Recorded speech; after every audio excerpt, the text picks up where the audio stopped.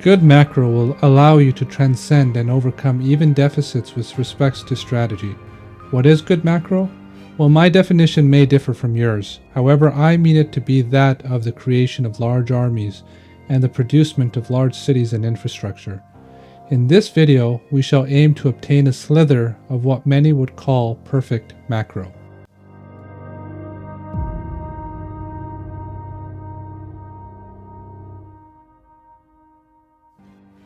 Hi everyone, as requested, here is a guide to macro fundamentals. Now be aware that just by watching this video doesn't mean you're going to become a macro connoisseur. This is a skill that requires an immense amount of practice to master. However, once mastered, this is a skill that can overcome almost all others, and in my opinion is right up there with strategy itself. Note that some of you may use macro and strategy synonymously. However, for the purposes of this guide, we will use it primarily focused upon the procurement of large armies and infrastructure. So let's get started. The first step to obtaining a degree of exceptional macro is the ability to establish a robust economy. Now, how does one achieve that? Well, primarily through the production and maintenance of villagers and economical units. Now, I know what you're thinking. This guy sounds like a broken record.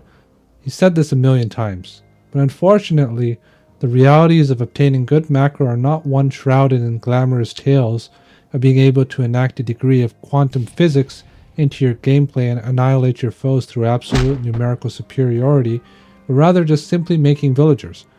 Now here's where we go one step beyond. Everyone knows how to queue villagers, but in a lot of games, including those of pro games, we struggle to sustain constant production. Now why is that? It's because we have other units being queued at the exact same time. This creates allocation complexities. So let's take this one step further. One villager costs 50 food. You can produce 4 of these a minute from your town center, because each one takes 15 seconds to create. That means you're going to need 200 food every minute just for villagers alone. So what is the gather rates? That's the second thing you need to look at. So in the interest of time, we will use the Greek gather rates. We know that hunting provides 1 resource a second. In 60 seconds, it will provide 60 food. So if we have 4 villagers tasked to food, if they're on hunt, they'll provide 240 resources. This is well over the minimum required to sustain constant villager production from the town center.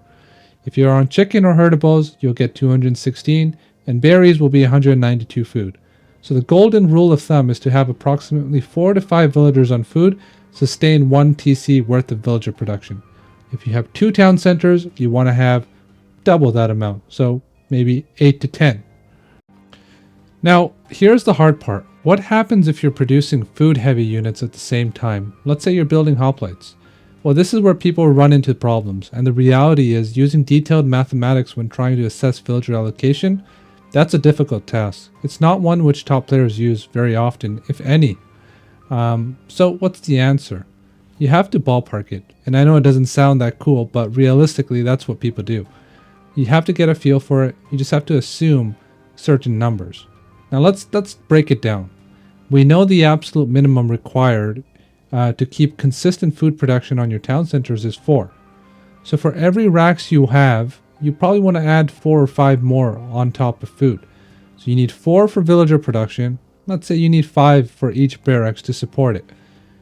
If you realize that you're low on food, just stop making hoplites for a few minutes or a few seconds or 20 seconds and produce your villagers. Don't stop producing villagers in lieu of army. 90% of the time, it's not a good trade-off. Now, those were a lot of facts that I just threw at you, so let's simplify it. Firstly, pick your civilization. Secondly, assess how many villagers you need at a minimum to keep constant production of villagers.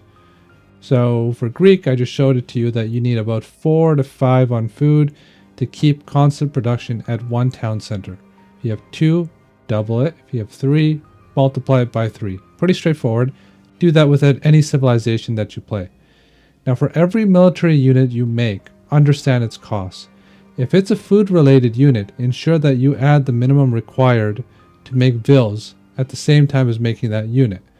So, for example, with hoplites we went over it. They cost 50 food, So you're going to need 50 food for hoplites, you're going to need 50 food for villagers. You probably want to have double the amount on food as you normally do, just to keep those two in production. For all units in general, the most important attribute to understand from a macro point of view is its cost. You want to ballpark how many you need on a certain resource to maintain constant production. Now, this is only for the early game. If you're going to be talking about the mid to the late game, the numbers are going to be too high for you to be able to keep up and calculate. At that point, you just balance out your economy and you produce what you can. So if you have 100 villagers, you just put 40 on food, 40 on gold, 20 on wood, or you can just tweak it a little bit, but essentially keep everything balanced and produce from there on out. As I said, in terms of having good macro, it's about having good villager production. That's the key. So in real life, the goal of good financial hygiene is to save money for a rainy day and not to overspend. Well, in RTS games, especially in Age of Mythology, it's the complete opposite. You want to spend everything as fast as it comes in, except for when you're trying to advance or save up for a key upgrade. Don't let your money be unused. Think of it this way, spending is investing. If you spend on an upgrade, it will give you a return. If you spend on a unit, it could secure territory so that you may reap the rewards of the land that it's securing. The more you spend, the better. When the question becomes, when do you invest into economy technologies? Well, it kind of depends. If you feel that there's no threat of your opponent attacking into you and doing damage, or if you can't do damage to him, then getting economy upgrades is kind of an easy decision. But at the same time, you can also get a town center too. The golden rule of thumb that I use is that I get my economy upgrades when I have 10 of each vill on a resource. This gives me roughly 2 to 3 minutes of payback time. I'm going to do a more detailed video into economy upgrades at some point, but know this, generally you can't really go wrong investing into economy upgrades, only if you're being rushed. So, the transitionary period to farms is one of the most critical junctures in the game. Why is that? It's because if you do it too soon, you might end up losing some battles given the cost of transitioning. As you all know, farms gather slower, and they also have a cost associated with them. So what does that mean? Well, it means that you're going to have a smaller army on the field, because the cost of the armies are going into the cost of the farms. Now, if you do it too soon, you're going to start losing some battles, and you won't be able to pressure as well.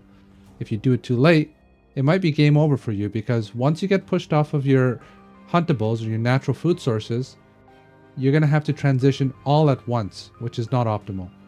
So the transitionary period is one of great importance. But how can you know when it's the right time?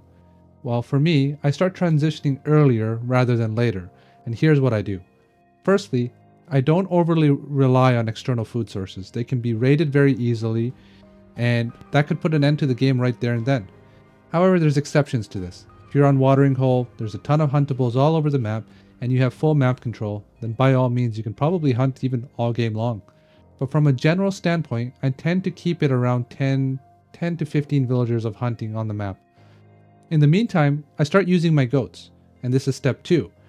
I use berries, chickens, I use all of the food sources that are close to my base and they're very safe. Once they start slowly dissipating, that's when I know I need to slowly start adding farms before they completely run out. Now step 3, you know that sometimes you're going to be blocked off hunt, right? If you're versus an aggressive god, you might not be able to even get your chickens. So don't stress, just prepare ahead of time and know that farming provides security. So he'll be exposed on the map whereas you'll be safe at home.